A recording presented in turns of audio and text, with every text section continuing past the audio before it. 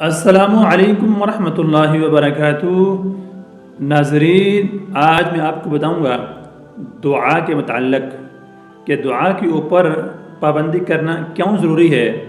ناظرین، ہر بندہ مصیبت سے ڈرتا ہے، بلا سے ڈرتا ہے، بیماری سے ڈرتا ہے۔ حدیث پاک میں سنا دیتا ہوں اس وجہ سے کہ دعا کو اپنا معمول بنایا کریں۔ حدیث پاک میں آتا ہے ان البلاء ینزل، جب آسمان سے اللہ تعالیٰ ایک بلا اتارتے ہیں تو بندہ مومن دعا کرتا ہے فَيَعْتَلَانِ شَانِ، تو آسمان سے آنے والی بلا اور یہ دعا آپس میں گدم گدا ہوتی ہیں اور قیامت تک یہ دعا اس زمین تک نہیں آنے دیتی۔ ناظرین، دعا کیا کریں، خصوصاً آج جمعے کا دن ہے، عصر سے مغرب تک دعائیں کیا کریں۔ جو بھی دعا کرو گے، اللہ کے رسول صلی اللہ علیہ وسلم کا فرمان ہے کہ اللہ وہ دعا ضرور قبول فرمائیں گے۔ الدعاء بین الاذان والاقامہ لا ترد، الدعاء بین الاذان والاقامۃ لا ترد، اذان ہو جائے، نماز جب کھڑی ہو جائے اس سے پہلے 10-12 منٹ جو ہوتے ہیں، یہ کتنا مبارک وقت ہے۔ اللہ تعالیٰ اس وقت میں دعا کو رد نہیں کرتے۔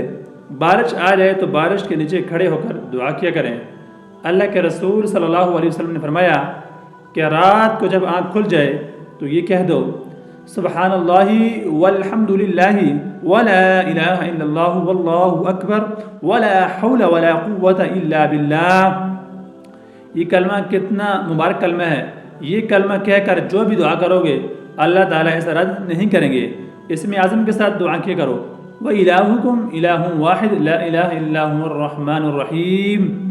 اگر یہ نہیں آتی تو یہ پڑھ لو اللہم انت ربی لا الہ الا انت الحمد الصمد الذی لم یلد ولم یولد ولم یکن له کفوا احد۔ اس میں اعظم ہے، یہ بھی یاد نہیں ہوتی تو آیت الکرسی پڑھ کے دعا کیا کرو، درود پاک پڑھ کے دعا کیا کرو، کیونکہ درود کے بغیر دعا آسمان تک نہیں پہنچتی، چہ جائے کہ قبول ہو جائے، دعا چڑھتی ہی نہیں ہے۔ ناظرین، اللہ تعالی ہم سب کو دعا کے اوپر اہتمام کرنے والا بنائے اور اس کے اوپر عمل کرنے والا بنائے۔ ناظرین، ویڈیو کو لائک اور شیئر لازمی کیا کریں۔